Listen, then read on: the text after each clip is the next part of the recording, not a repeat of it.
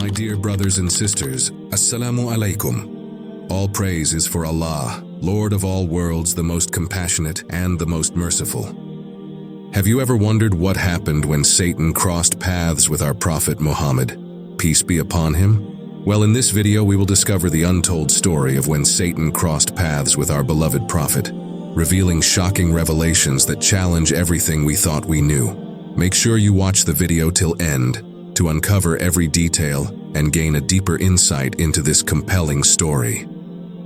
One day, the companions were gathered at the home of Abu Ayyub around the Prophet Muhammad, peace be upon him. In the middle of a wonderful discourse, an ugly voice from the outside was heard saying, "O the ones inside, O Messenger of Allah, would you permit me to enter? I have business with you." All looked at the Prophet Muhammad, peace be upon him, who said to the ones present, "Do you recognize the owner of this voice?" The companions answered, "Allah and his messenger know best." The Prophet Muhammad, peace be upon him, said, "It is Satan the accursed."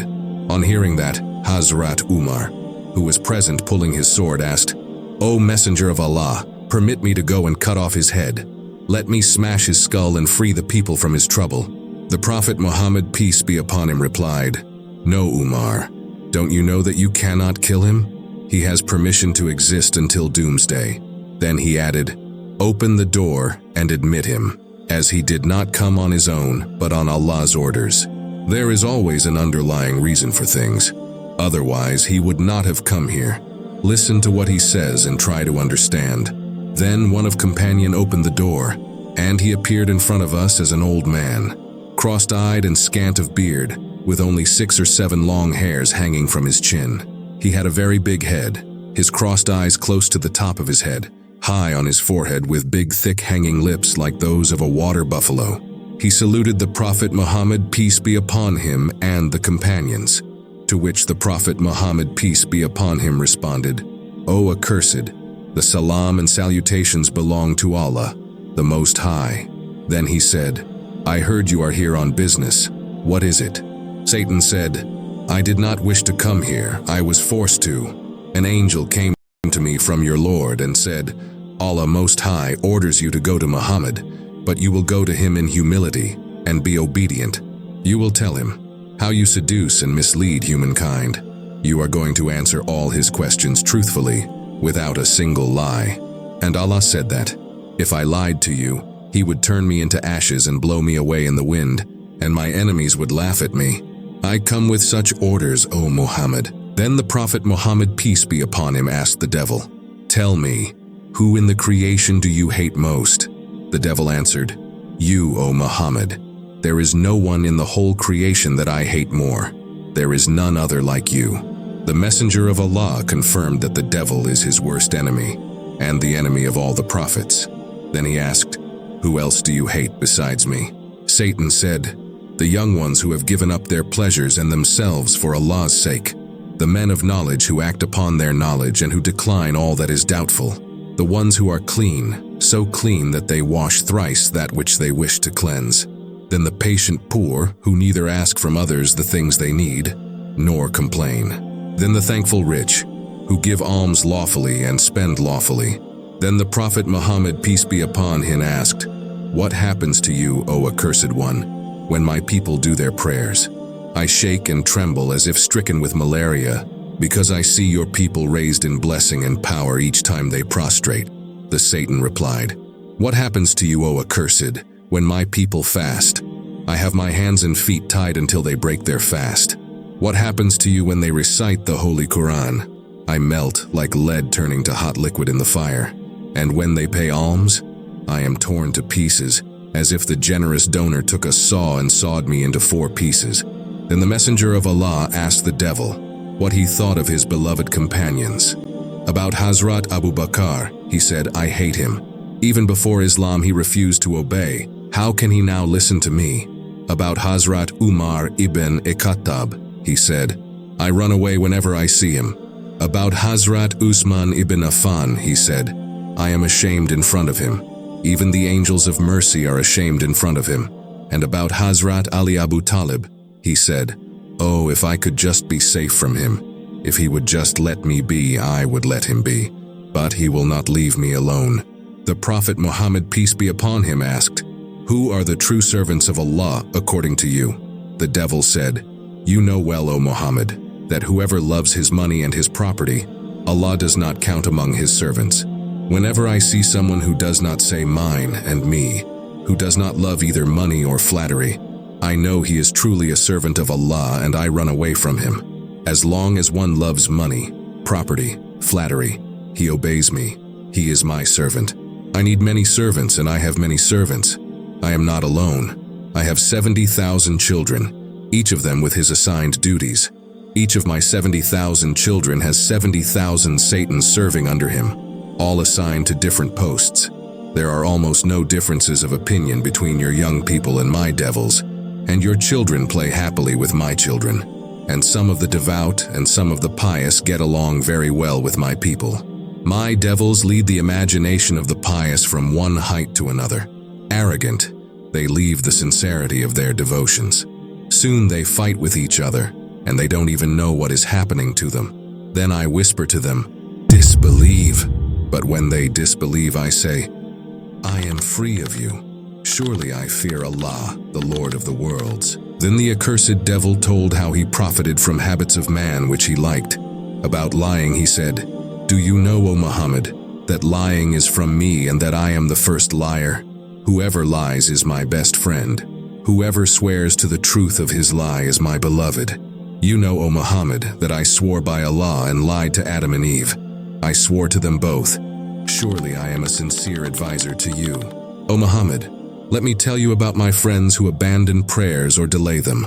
When it is time for prayer, I make them imagine that there is still time, that they are busy. They should enjoy what they are doing. They can always pray later. I hope they will die before doing their next prayer, and some of them do. Even when they do their prayers late, their devotions are thrown in their faces. If I cannot succeed myself, I send them a human Satan who will prevent them from their devotions. If I don't succeed again, I enter into their prayers. I tell them, look to the right, look to the left, think of the past, plan your future. And when they do, I caress their cheeks and kiss their foreheads and take the peace from their hearts. You know, O Muhammad, that the prayers of those whose attention is outside of them, or who are imagining things which do not belong in the presence of Allah, are also rejected and thrown in their faces. And if I am not successful in that, I order them to do their prayers fast, and they look like hens picking at grain. If I still don't succeed, I follow them to the congregational prayers and put bridles on their heads. I pull and lift their heads from the prostration before the Imam, and I push their heads down before the Imam touches his head to the ground, and I am overjoyed to remember that Allah will turn those unruly heads into donkeys' heads on the day of last judgment. O Muhammad, how can you hope and be serene about your people's salvation and felicity? I have a trap at every corner for them. I go to the poor and tell them, what has Allah done for you? Why do you pray to Him? Prayer is for those to whom He has given in abundance. Then I go to ones who are sick and tell them to stop praying, and remind them that even Allah said, there is no blame on the sick. I hope that they will die having abandoned their prayers, so that Allah will meet them with anger in the hereafter. O Muhammad, if I have told a single lie, may scorpions bite me, and ask from Allah that He turn me into ashes.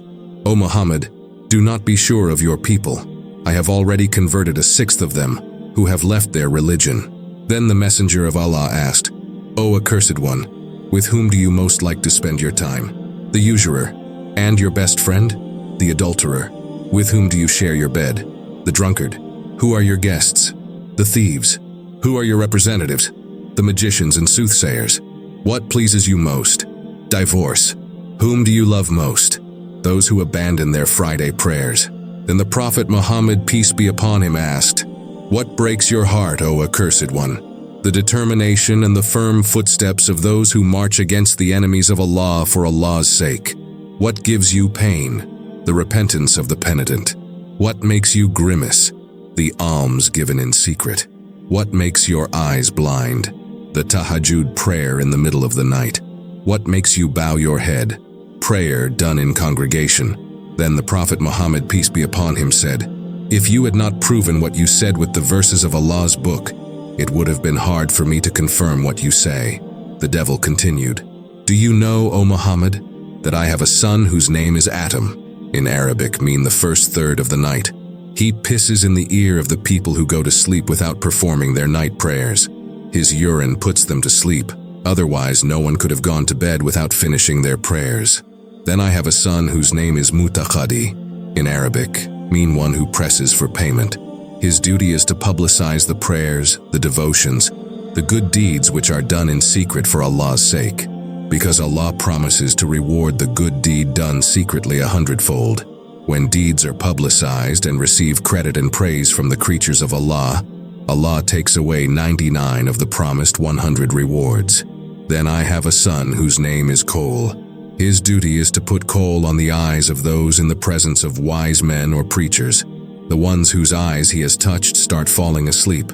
They are thus prevented from hearing the words of Allah or receiving any benefit from them." Then the devil started to complain. He said, "O Muhammad, in spite of all this, I have no strength to take away the faith of the faithful. I only take away their faith when they throw it away.